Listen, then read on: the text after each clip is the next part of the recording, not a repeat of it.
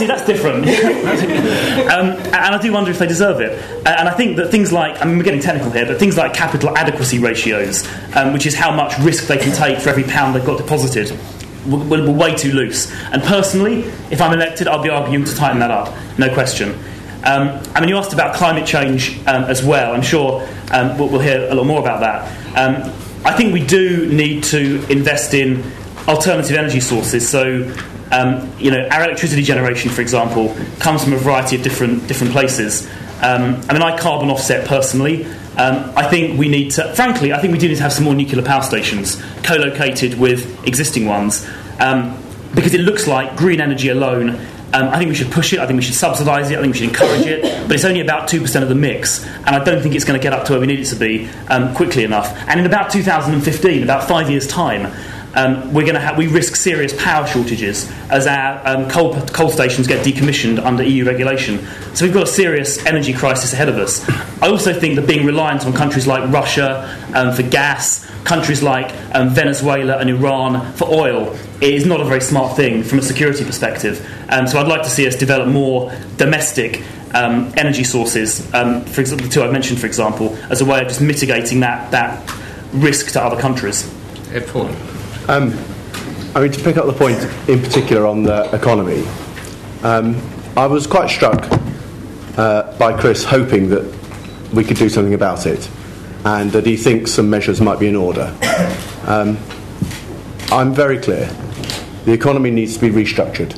I think what happened in the 80s was near to unforgivable. I remember the trucks pulling up at my parents' house for the repossession, and the effect it had on us was dramatic. And there are all sorts of statistics that fly around, but the reality is, when the Conservative Party was in government, the economic record was a poor one. Interest rates at 15% were not flights of fantasy, they were reality. For a day. For a day. I think it haunted John Major for about 20 years. And I think you'll find that actually deflationary politics was something he signed up to as a principle. If it was a day, I think you ought to look at your history books. The reality is that Black Wednesday was a reality, demutualisation of building societies was a reality, the deconstruction of the economy, the growth of the City of London with a bonus culture is what has created this win-lose economy. And what I think is now in order, and I think Vince Cable has articulated, and I absolutely sign up to, is at the very least, banks that do home ownership should be detached from banks that speculate. Very simple, very straightforward measure, and fundamental to the stability of what is now created as a home-owning economy. And I think it's one step that should absolutely be put in place. But I don't think it's enough to say that anyone elected here will hope, will push, will strive for. There need to be some economic policies. And actually, when it comes to the economy, I don't actually see the answers coming from George Osborne.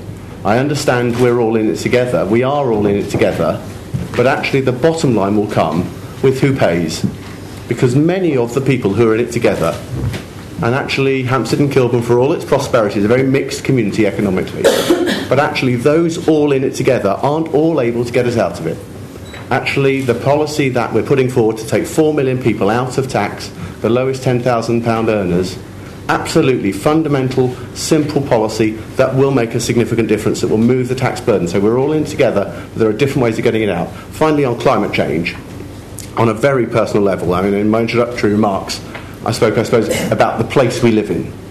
But in relation to climate change, I'm under no illusion. It is the biggest single issue facing us. I think successive governments, particularly across the West, have ducked this question for too long. Anyone who doubts climate change should take the briefest of trips, and Uncle Google can assist if you can't get there, to Bangladesh, to see the scale of flooding and misery that is going on. And this isn't some random occurrence based on poor planning or weak economies. Climate change is coming, and it's real and it's live, and we need a series of measures that no longer pander to the we'll do our best and I offset carbon. I don't genuinely believe that my carbon offset is going to prevent climate change. This is a scale of occurrence, the like of which we haven't seen, and we duck it at our risk.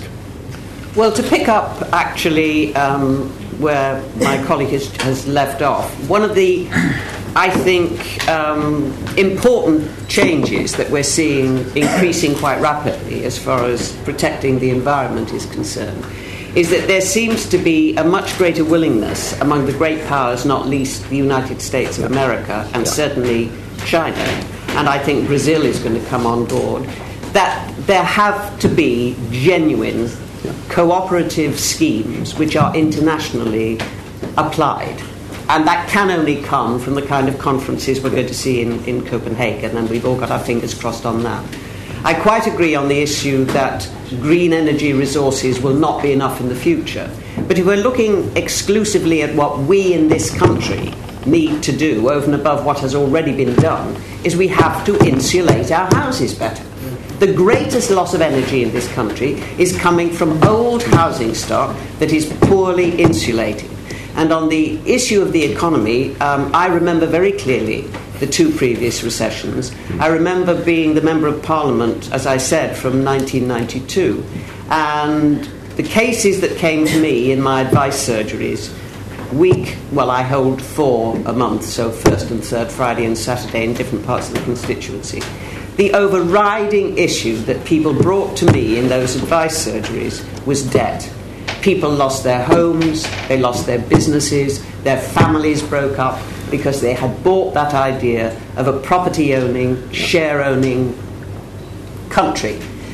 There were absolutely no supports there for them. And I raise this simply because since this international recession, I have one case of possible repossession of a house, and that is the only one that has come across my surgery desk, or via letters to my office, or via telephone calls, because there are support systems there now that are helping people when they do strike the worst aspects of a downturn in our economy. And that is big government. It can actually do things. Thank you. Next question. Yeah. Was regarding, it's to the three of you, it's regarding the Kilburn Highway. As Chris was saying, all the shops are closing down. People on the street are saying, what's happening to Kilburn? Because Kilburn's in a very bad state of affairs. And I contacted Brent Council, and I've got this document with outlines what the future is for the Kilburn High Road. And Brent Council said that there is no funding for the Kilburn High Road. Camden will provide funding, but Brent won't. And they say it's not a growth area, and that's the reason why they won't provide funding. South Kilburn, yes, they class that as a growth area. For the last 22 years, South Kilburn has got all the funding, but not the Kilburn High Road. So I want to know why. Right, so shall we answer in the other sequence? Oh, sorry. Well, your guess is as good as mine as to why. There has been a great deal of money actually put into this area. As you said, Camden is perfectly prepared to keep on with its commitment to Kilburn High Road. It's perfectly prepared, I understand, to work with Brent, but Brent seemed to have turned its back on Kilburn High Road. The one, well, no, it's not the only one, but a regular concern that I get from my constituents every time I walk down Kilburn High Road, whenever I'm in this area, is people saying, why is Kilburn High Road in such a state? Why haven't we got better shops here? Why haven't we got better facilities? Why are the pavements not properly looked after? Why is the litter not taken away? That's a big, big issue around the market area there, as I'm sure you are aware. So I don't know if there is a Brent councillor, other than I know there's one Labour councillor here sitting in the room, but perhaps they could answer you, because I just don't understand it. I mean, the benefits for a local authority of actually working with other local authorities to re-stimulate, to re-energise, to attract businesses into Kilburn is surely good for everybody. Maybe this is a good point. Do two councillors on the Glenda, I'm very happy to respond to you. Actually, one of the issues we have at Kilburn High Road is actually the physical size of the retail demises. Okay, you may notice we don't have many chain stores along the high road because they are small shops. Small shops, not part of chains. Okay, they don't have the financial robustness that you find the likes of M&S, Sainsbury's, Iceland have. You will notice that in the middle part of the high road there is a far larger turnover of shops there than at the bottom end where the stores are larger.